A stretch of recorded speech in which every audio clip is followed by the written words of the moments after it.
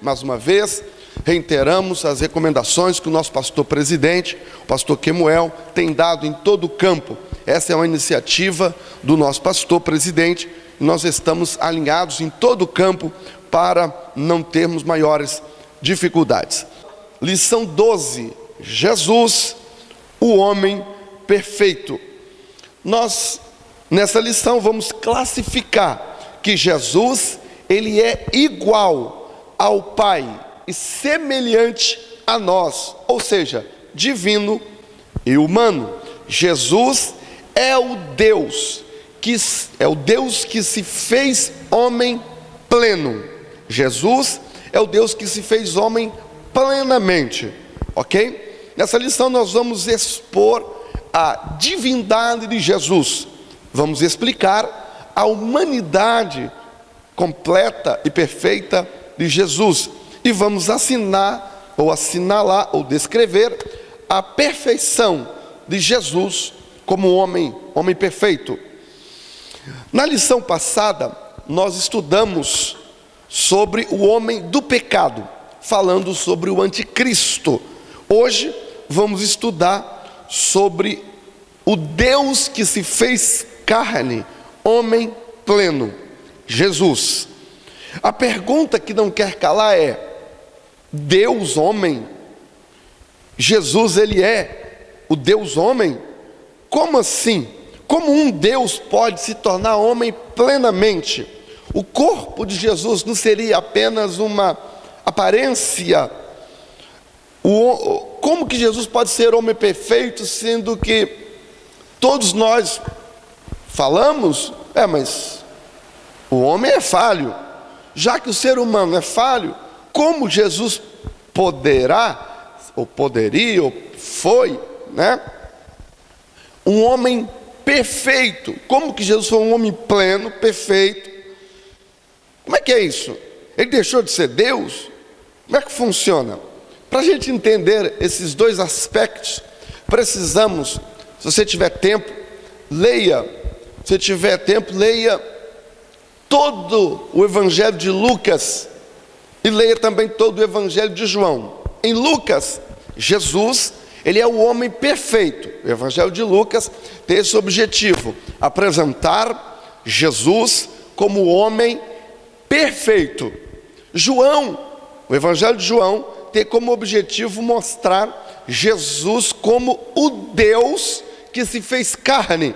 O Deus que se fez carne, a ponto de no capítulo 1 de João, ele já começa assim: no princípio era o Logos, o verbo, a palavra, e o verbo estava com Deus, e o verbo era Deus. Ele afirma categórica: lá no princípio, antes de todas as coisas serem feitas, lá o verbo existia e já era Deus. Ele estava no princípio com Deus. Todas as coisas foram feitas por Ele, e sem Ele nada do que foi feito se fez. Nele, Jesus, estava a vida, e a vida era a luz dos homens.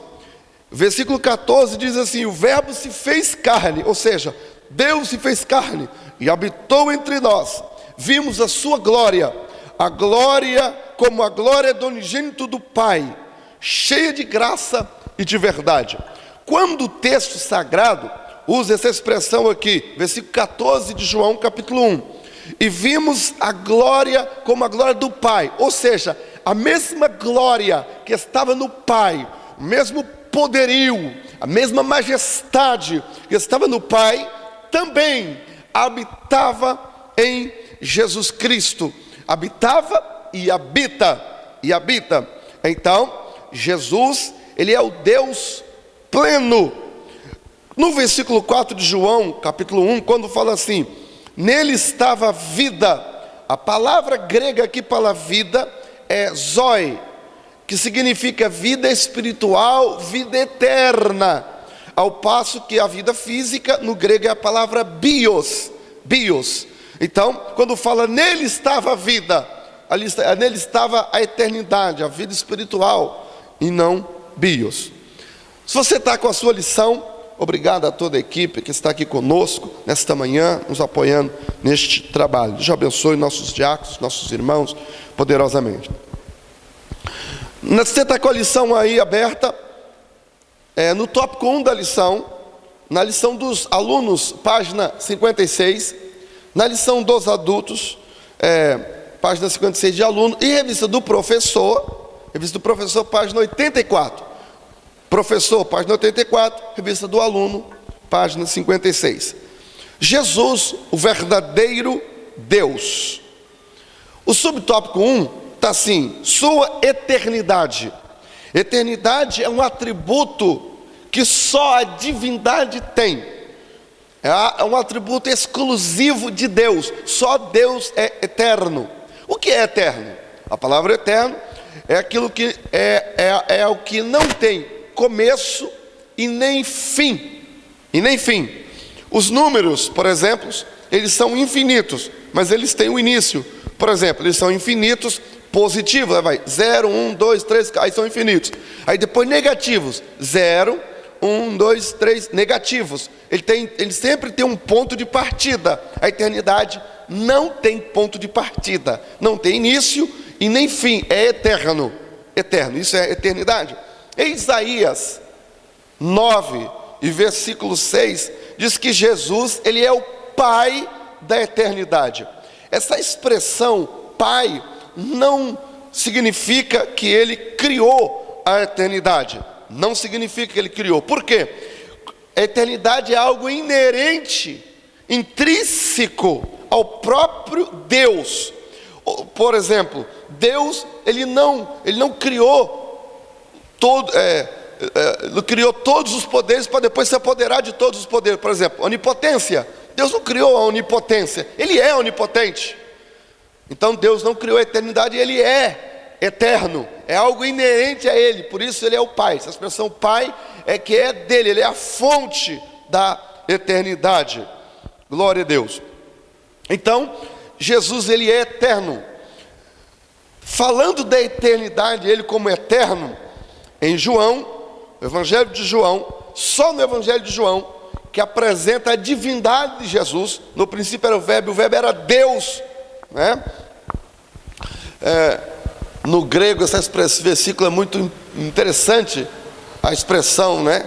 Em hologos, começa assim, em arque hologos prostosteons, é o versículo 1 no grego. Que significa, no princípio era o logos, era o verbo.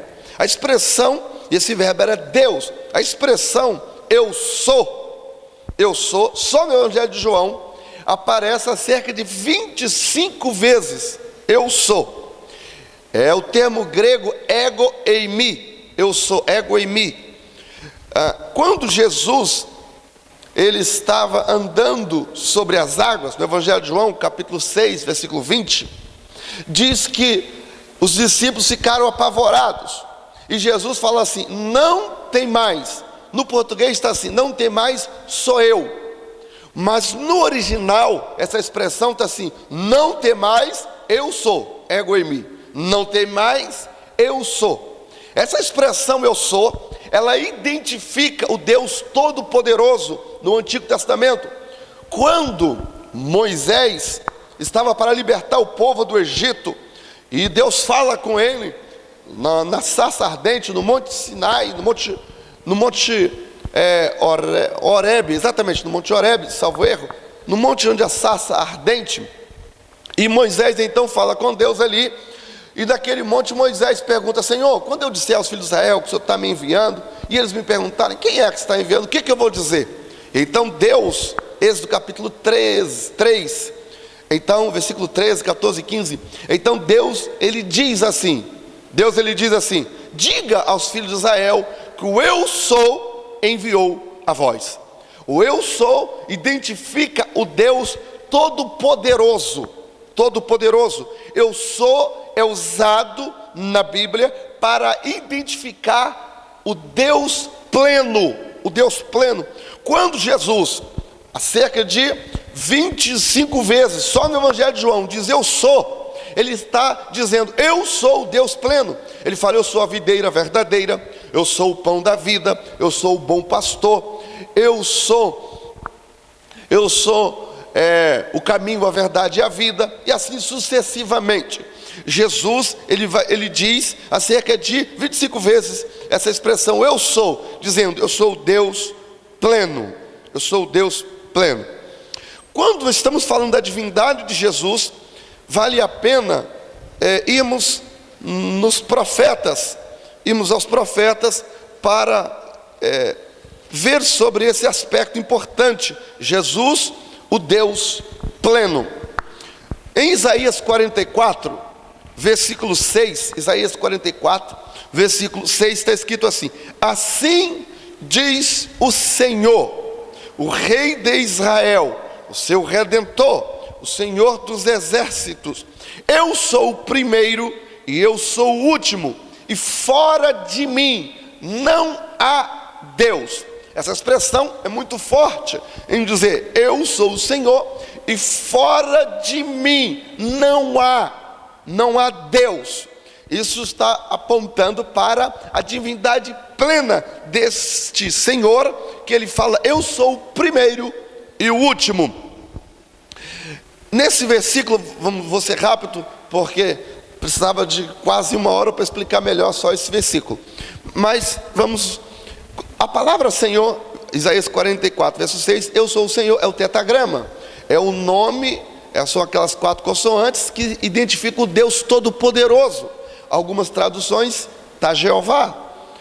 E quando fala, eu sou o Senhor, é o Deus pleno. E ele fala, eu sou o primeiro e eu sou o último, fora de mim não há outro.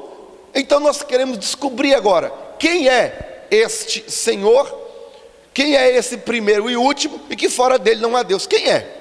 Quem é esse primeiro e último que fora dele não há Deus? Nós vamos usar a primeira regra da hermenêutica, a primeira e suprema regra da hermenêutica, que a Bíblia interpreta ela mesma. A Bíblia interpreta ela mesma. E vamos dar uma olhada em Apocalipse, capítulo 1, versículo 17. E quando o vi, caí aos seus pés como morto. Nós estamos querendo saber quem é o primeiro e o último, e que fora dele não há Deus, o Deus pleno. Versículo 17 de Apocalipse 1. E quando o vi, caí aos seus pés como morto. Ele, porém, pôs sobre mim a sua destra e disse-me, não temas, eu sou o primeiro e o último, e o que vive. Fui morto, e eis que estou vivo para todo sempre. Opa, estive morto. Então quem é que esteve morto? Foi o Pai? Não. Foi o Espírito Santo? Não. Então quem é este, que é o primeiro e o último, e que fora dele não há Deus, ou seja, revelando a divindade plena, é Jesus. Portanto, Jesus, ele é o verdadeiro Deus, ele é o verdadeiro Deus. Atributos que só Deus tem, encontramos em Jesus.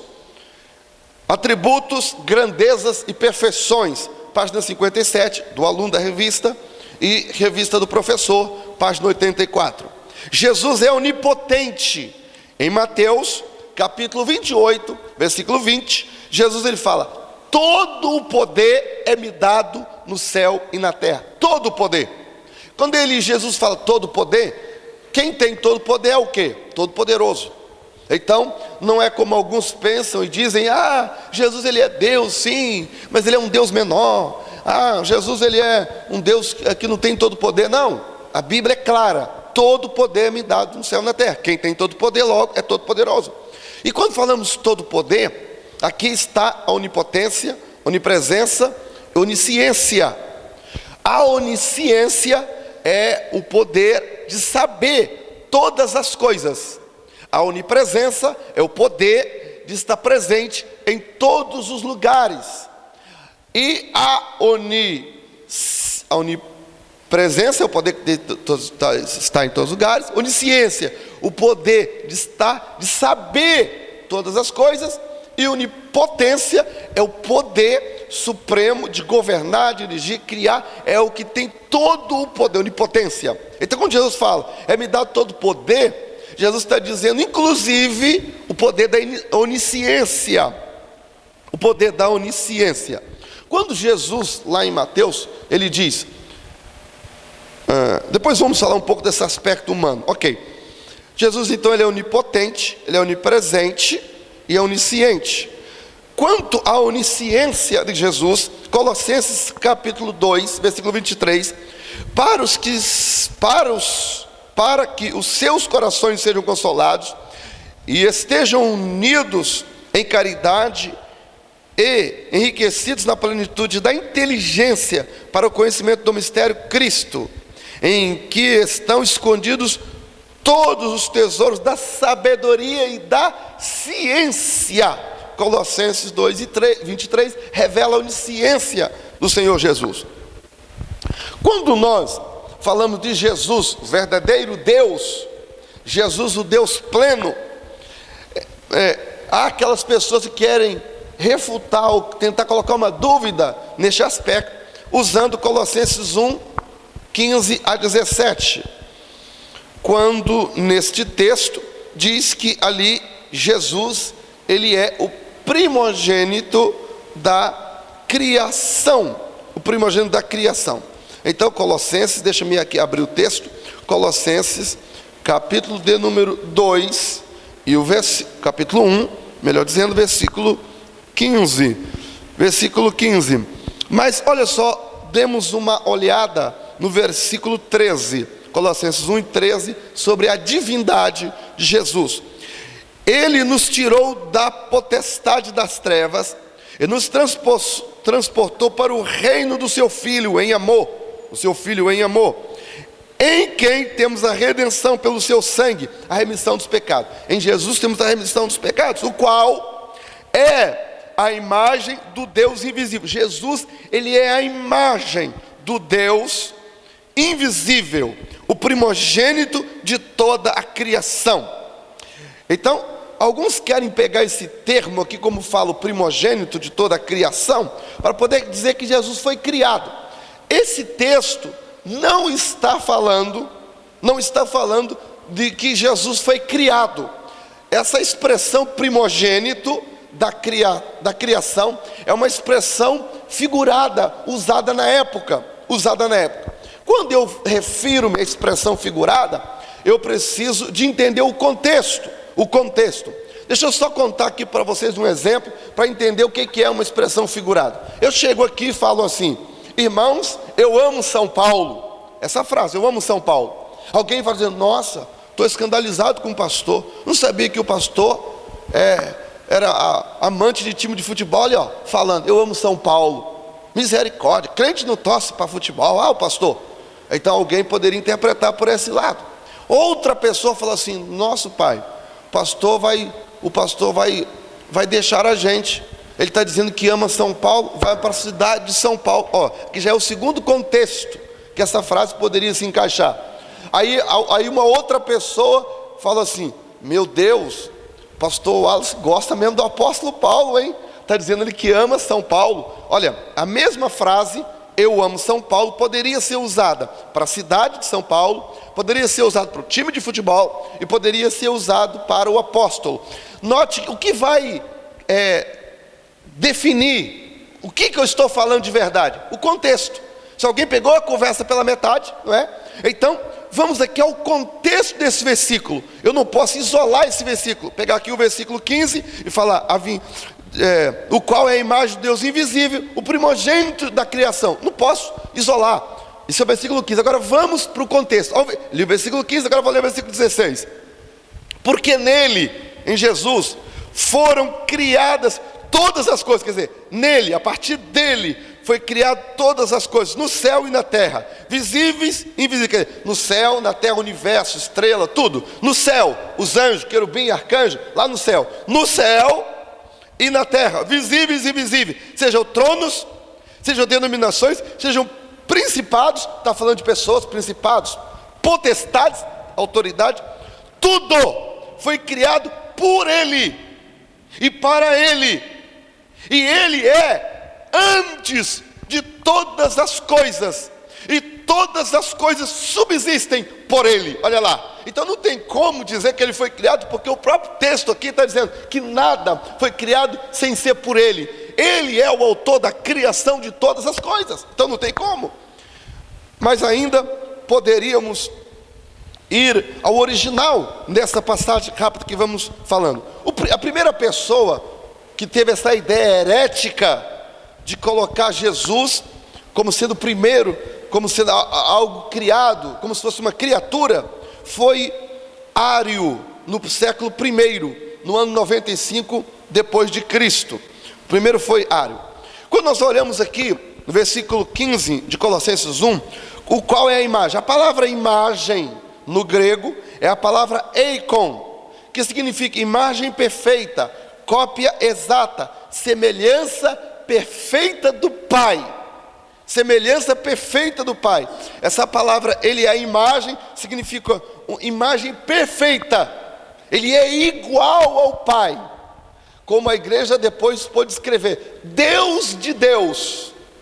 Deus de Deus. Jesus, ele é Deus de Deus. Ou seja, ele é a imagem perfeita. Ele é a imagem perfeita, igual ao Pai. Igual ao Pai.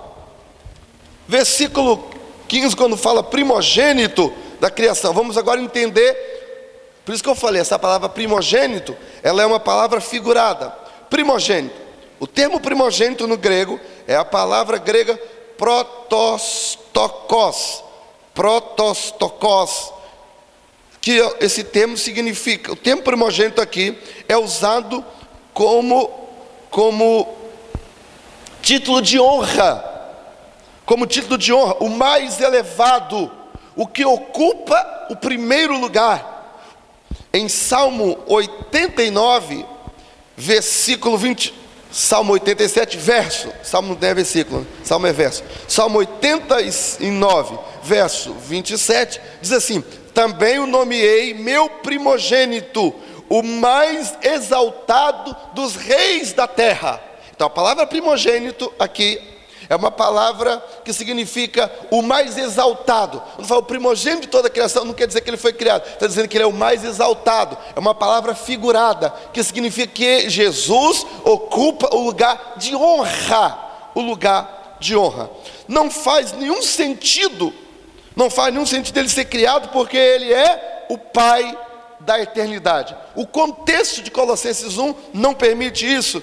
Veja aí o versículo 16 novamente, porque nele, Jesus, foi criado todas as coisas que há no céu e na terra, visíveis e invisíveis, sejam tronos, sejam denominações, sejam principados, quer dizer, todos os seres, principados, sejam potestades, tudo foi criado por Ele e para Ele. Olha lá, para Ele, tudo criado por Ele e para Ele. E Ele é antes de todas as coisas. Uau, que coisa linda é a Bíblia Sagrada. Essa expressão, olha o versículo 18. E Ele é a cabeça do corpo, é o princípio, é o primogênito dentre os mortos. Mais uma vez a palavra primogênito, ou seja, Ele é o mais exaltado entre os mortos. Glória seja dada ao nome de Jesus. Aleluia. Deus seja louvado. Cristo seja louvado para todos sempre, para a glória do Pai eterno. Amém. Quando nós falamos da divindade de Jesus, vemos isso também na declaração de Tomé. João capítulo 20, versículo 26 a 28, quando Jesus aparece aos discípulos, o Tomé fala assim: se eu não ver, não pegar, não tocar, não acredito. Aí Jesus aparece entre eles, e Tomé toca nas mãos, no lado, e Tomé, versículo 28 de João capítulo 20, Tomé fala assim: Senhor meu e Deus meu. Então Tomé reconhece Jesus como Deus. Na lição do ponto 1.3, página 57, revista do aluno, página 84, página do professor, diz assim: esvaziou-se da glória e não da divindade. Ele esvaziou-se da glória. Filipenses 2, versículo 5, diz, Filipenses capítulo 2 e o versículo 5, está escrito assim: de sorte que haja em vós o mesmo sentimento que houve também em Cristo Jesus, que sendo na forma de Deus, não teve por usurpação ser igual a Deus. Usurpar, não teve por usurpação. Se ele tivesse por usurpação, usurpar é tomar indevidamente. Então, Jesus não teve por usurpação ser igual a Deus, ou seja, ele não usurpou isso. Ser igual a Deus foi algo legítimo. Não teve por usurpação ser igual a Deus, mas aniquilou-se a si mesmo. Aqui, eu queria que houvesse tempo, só nesse versículo, nesse texto aqui, de Colossenses, nós precisávamos mais ou menos 40 minutos para explicar só esse versículo, mas como não há tempo, vou ser sucinto. Esvaziou-se a si mesmo. Uma vez, um certo pregador, querendo assim usar até de recurso homilético, vamos assim dizer, pregando e falando, e lá o pai estava com a mão na cabeça, e vendo a humanidade perdida, e ele agora olhou para Jesus, e agora ordenou para Jesus vir. Irmão, nós não encontramos isso no texto. Aqui o texto diz que Jesus, ele esvaziou-se a si mesmo, foi iniciativa própria da divindade. Ele, Jesus, o pregador quis passar uma ideia de Jesus como se fosse um filho inferior. Amados, essa linguagem de pai, filho, é só para nós entendermos, porque se o Senhor Jesus, quando ele se humilha e se faz carne, ele vem revelar o Pai, ele vem numa linguagem humana, para a gente entender, mas entre a divindade, o Pai, nós chamamos de Pai, de Filho, de Espírito Santo, entre eles não há hierarquia, um não é maior do que o outro, não, irmão, eles são iguais, eternos, iguais. O Pai é igual ao Filho, o Filho igual ao Espírito Santo. São três pessoas distintas, mas iguais em poder, em autoridade, em plenitude. Tudo que tem no Pai, tem no Filho. Tudo que tem no Filho, tem no Espírito Santo. Entre eles, não há esse negócio de maior. Para nós entendermos, que senão a gente não ia entender, Jesus, sendo assim, se colocando no lugar de filho, os homens entenderam? Não, mataram ele.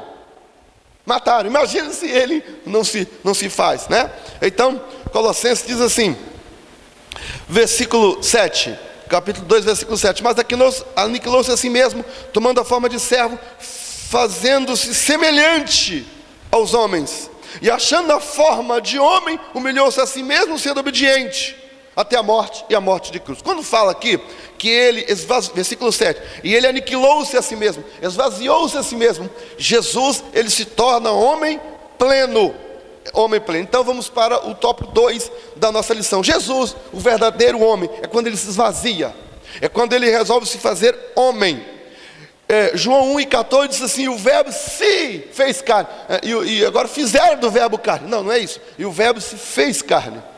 E Jesus também lhe diz assim, ninguém tira a minha vida, eu a dou, né? Então Jesus ele é o Deus que a si mesmo se faz carne, ok? João 1:14, o verbo se fez carne, habitou entre nós e vimos a sua glória como a glória do Pai, cheia de graça e de verdade. Ao nascer, vemos a humanidade de Jesus ao nascer. Jesus nasceu de maneira natural. Ele nasceu de maneira natural. Ele só não foi gerado de maneira natural. Por quê? Por causa do pecado original. Se o Espírito Santo pegasse o óvulo de Maria, se pegasse o espermatozoide no caso do José, Jesus ia nascer contaminado. Mas Maria foi a primeira barriga de aluguel. Quem trabalha com inseminação, não dá tempo da gente ter muitas ilustrações. Quem trabalha com inseminação sabe muito bem o que é uma barriga de aluguel. Jesus, ele no ventre de Maria, Maria foi a primeira barriga de aluguel. Jesus foi gerado, obra miraculosa, inexplicável do Espírito Santo já no ventre de Maria. E a partir daí, ele então foi sendo gerado como homem, tem uns 9 meses. E Jesus, ele nasce. Quando ele nasce, em Mateus 2, 12 e 19, lá diz que Herodes, sabendo disso, procurou matar o menino. Se Jesus não fosse um homem pleno, né, ele não precisava de fugir para o deserto, porque senão, como ele era homem, se o rei, o Herodes, pegasse, poderia matá-lo. Ao nascer, nasceu no meio na manjedoura, nasceu mesmo, não era assim, aparece assim, não, ele nasceu uma criança. Em Lucas 2,52, diz que, é o texto áureo, Lucas 2,52, é o nosso texto áureo, 2,52, perdão, Lucas 2,40. E o menino crescia e se fortalecia em espírito, cheio de sabedoria, e a graça de Deus estava sobre ele. Versículo 52, crescia Jesus em sabedoria e em estatura. Significa, só alguém que é humano pode crescer em estatura. Crescia ele em sabedoria, quer dizer, ele ia entendendo as coisas, em estatura e em graça, para com Deus e com os homens, revelando a humanidade de Jesus. Mateus 4:2, diz a Bíblia que depois de ter jejuado 40 dias, ele teve fome. Só o humano tem fome, só alguém com corpo físico real tem fome. No Calvário, em João 19:28, ali Jesus ele teve sede. Há também, quando Jesus estava no Getsemane, a agonia humana, psicológica, ele suou gotas de sangue, um fenômeno chamado de hematidrose, né? Acho que salvo é assim mesmo que se pronuncia. Ele sentiu cansaço. João capítulo 4, versículo 6, diz que quando Jesus ele estava chegando em Samaria, na cidade de Samaria, ali para falar com a mulher samaritana, Jesus, cansado da viagem, quer dizer, só o humano anda e cansa, isso significa que Jesus é humano, ele morre na cruz, então revelando a divindade, ou melhor, revelando a humanidade, porque só um homem pode morrer. Então Jesus morre na cruz. Jesus foi profetizado no Antigo Testamento. Jesus foi profetizado. Gênesis 3:15 fala da semente da mulher. Nascerá quer dizer, um homem mesmo. Em Isaías, capítulo 7, versículo 14. Portanto, o Senhor vos dará um sinal: a virgem conceberá e dará luz a um filho. E vão colocar o nome dele de Emanuel, quer dizer, um nome comum que significa Deus conosco, Deus entre os homens. Coisa linda a cristologia. Então, Deus que se fez carne, profetizado no Antigo Testamento. 2.3 foi encarnado no Novo Testamento. No Novo Testamento, Jesus, ele existia antes da fundação. Jesus, ele existe, melhor expressando, ele existe antes da fundação do mundo. Tanto é que Jesus, em João, ele usa a seguinte expressão: antes que Abraão existisse, eu sou. No Evangelho de João, Jesus expressa assim: antes que Abraão existisse, eu sou. Antes de Abraão foi lá perto antes de Abraão foi Gênesis 12, logo ali depois do dilúvio, não é? Lá em Gênesis, aí antes de Abraão, eu sou. Jesus não fala eu era, não, ele fala eu sou, porque para Jesus não tem, ele é acima do tempo, eu sou, né? Ele nasceu na plenitude dos tempos, ou seja, tudo foi preparado para que Jesus viesse ao mundo, e ele veio quando Deus preparou todo o cenário para que ele pudesse vir, inclusive estradas, línguas. Não dá tempo de falar aqui sobre a preparação do Império Romano. Na época do Império Romano, o grego o império tinha ocupado o mundo todo, o grego era a língua universal, então as mensagens de Jesus eram transmitidas no mundo todo. Tantas coisas que poderia falar aqui.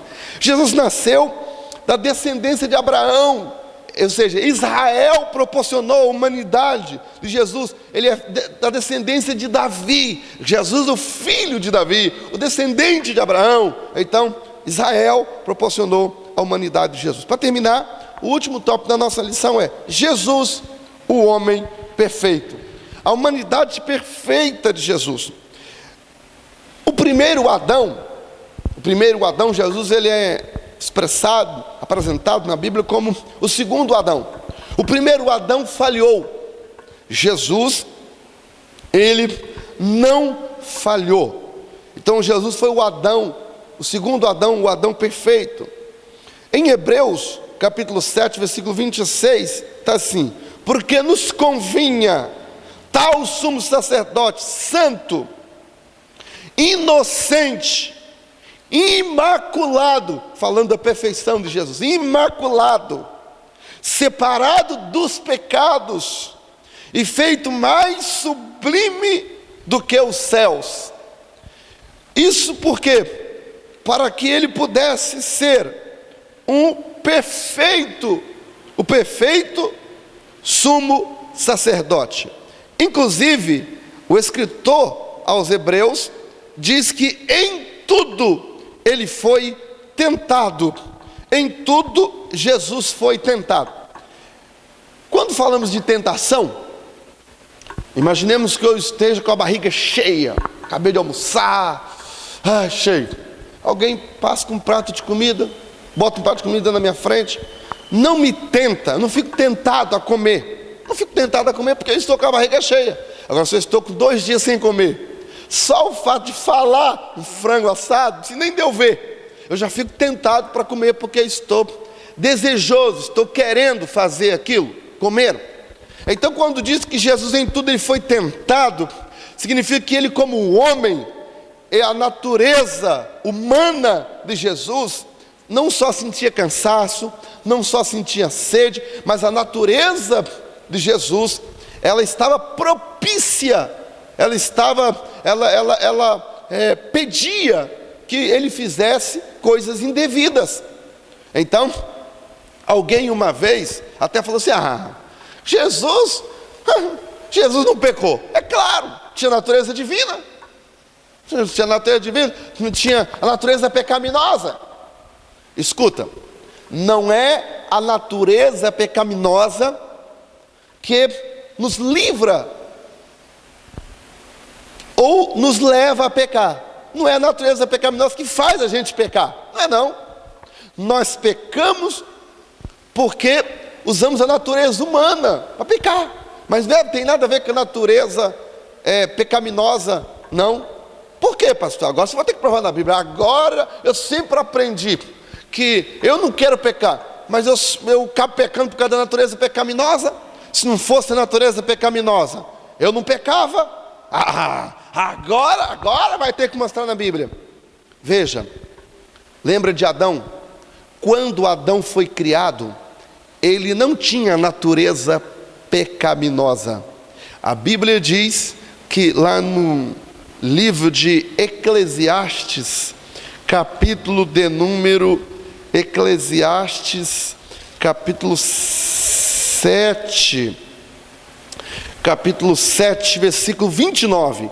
Vede isto: Deus fez o homem reto, sem defeito. Deus fez o homem reto, mas ele buscou muitas invenções. O primeiro Adão não tinha natureza pecaminosa. Adão e Eva não tinham natureza pecaminosa. Então por que eles pecaram, já que não tinha natureza pecaminosa? Se o jargão, se a justificativa para pecarmos é a natureza pecaminosa, por que Adão pecou então? Já que ele não tinha natureza pecaminosa, ele tinha natureza humana.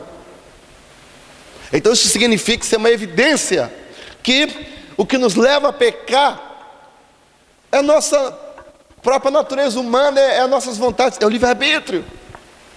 Isso nos leva, por exemplo, cachorro não peca, gato não peca, pomba não peca, passarinho não peca, porque eles não têm livre-arbítrio. Eles não possuem a imagem e semelhança de Deus, eles não possuem. Nós, seres humanos, temos a natureza humana, e temos a imagem e semelhança de Deus, livre-arbítrio. Nós temos, porque a imagem e semelhança de Deus em nós não é só o livre-arbítrio, é também a imortalidade. A imortalidade, o ser humano não será extinto. Então, isso é a imagem e semelhança de Deus em nós. E o primeiro Adão, ele tinha isso, o livre-arbítrio, a imortalidade. E ele vê a árvore do conhecimento do bem e do mal, e ele não tinha natureza pecaminosa, e ele então decide pecar. Então Jesus, ele tinha natureza humana, e ele agora, a Bíblia diz que ele foi tentado. O que é tentar? Como o primeiro Adão foi tentado, só que o primeiro falhou, mas o segundo Adão, ele vence a tentação, para que ele pudesse ser perfeito, sumo sacerdote, intercessor. Ele intercede junto ao Pai, diz a Bíblia no Evangelho de João, ele é o nosso advogado. Em Timóteo, capítulo 2, versículo 5, diz que ele é o único mediador entre Deus e os homens. Ele é o único mediador, Jesus Cristo, homem. 1 Timóteo capítulo 2 e o versículo 5 diz exatamente isso.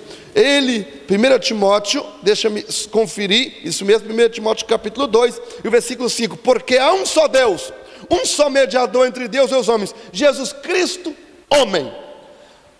Eu estou terminando, vou terminar agora, mais 1 minuto e termino.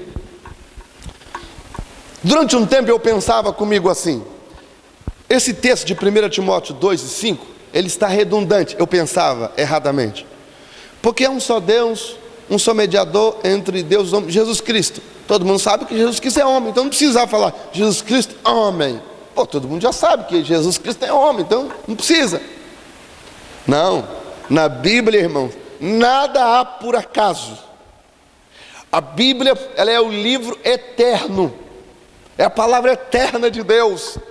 Para sempre subsiste a tua palavra no céu. A Bíblia fala sobre isso.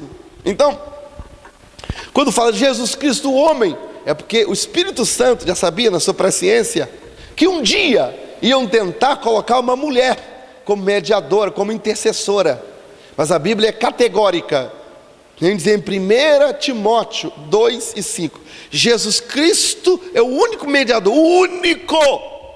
Jesus Cristo, homem, não tem mulher. E outra coisa, o Espírito Santo também sabia que ia surgir pessoas que iam ter outras opções sexuais, por exemplo. E aí que está, no Jesus Cristo, homem, Jesus Cristo macho, Jesus Cristo homem, ele é o único mediador entre Deus e os homens. Não tem meio termo, não tem conversa, é para garantir logo isso, ok? Todos compreendem o que eu estou falando, ele é o único. Então isso aqui mostra que Jesus, ele é o homem perfeito. Jesus Cristo, homem, ele é o único mediador. Sabe por que isso? Ele sabe a tua dor, ele sabe a aflição que você passa, ele sabe o sofrimento que você, quando você tem sede, quando você está desempregado, quando você é tentado no trabalho, quando você sofre assédio, quando você está triste, quando você está alegre. Ele te compreende quando você tem todos os desejos inerentes ao homem. Ele conhece, ele intercede, ele estende a tua mão, ele pode te ajudar. Esta manhã, Deus sabe a tua apreensão. Você talvez esteja preocupado, com medo de sair na rua, tenso, talvez até ansioso, estado de ansiedade, coração batendo forte, com falta de ar, por causa da ansiedade. A ansiedade causa isso. E Jesus entende, ele sabe. Esta manhã, ele está entrando dentro da tua casa, ele está entrando dentro do teu lar, para trazer cura à tua vida, para trazer esperança ao teu coração. Jesus, homem, ele morreu, mas ele ressuscitou ao terceiro dia, e está vivo, e ele fala, eis que eu estou convosco. Não estarei não. Em Mateus 28 ele fala, versículo 20, eis que eu estou convosco. Estou no presente o verbo, eu estou convosco todos os dias, até a consumação dos séculos. Todos os dias, no domingo, na segunda, terça, quarta, quinta, sexta, sábado, continua de novo, entra ano, sai ano, eu estou convosco até a consumação do século. Ele está na tua casa, ele está na tua vida, ele está no teu carro, ele está no teu trabalho. Nada vai te alcançar. 1000 pode cair ao teu lado, 10.000 à tua direita, você não vai ser atingido. Confia no Senhor, guarda-te debaixo das potentes mãos do Senhor. Mas eu preciso te dizer, você precisa fazer a sua parte. Cuidado, se proteja, mas não fique com medo. Confie no Senhor. Ele é o homem perfeito. Ele está vivo. Ele é o Deus pleno. Jesus é o verdadeiro Deus e o verdadeiro homem. Que Deus te abençoe. Vamos orar ao Senhor agora. Nós vamos terminar, um minuto, João Vitor. Nós vamos terminar, um minuto, João Vitor, por favor. Faça a mão no seu coração e nós vamos orar ao Senhor. Senhor Deus e Pai, te damos graças nesta manhã. Te louvamos e te exaltamos. Agradeço a Ti pela confiança do Teu servo, pastor Kemuel, dos demais obreiros em todo o campo, quando nos confia essa responsabilidade de transmitir a Tua palavra. Agradeço a Ti pela igreja que está orando em todo o campo, para que o Senhor venha nos guardar-nos mutuamente, guardar nossa família, guardar nossos passos e a nossa vida física. Fica conosco. Se alguém agora está desesperado, se alguém está em pânico, se alguém está com medo, se alguém está doente, ó Deus, onde alcançar a nossa voz, alguém no hospital, na rua, no carro, ó Deus, no emprego, onde ele estiver, onde chegar a nossa voz, nesta hora, que o Espírito do Senhor venha tocar os corações, venha renovar a fé, renovar a esperança, venha dar saúde, restabeleça a saúde, repreenda a doença, no nome de Jesus de Nazaré. Meu Deus, opera, ó Deus, fica conosco, abençoe a Tua igreja, prospera os crentes, guarda o Teu povo, e que eles fiquem fiéis e obedecendo a Tua palavra. É assim que oramos agradecidos,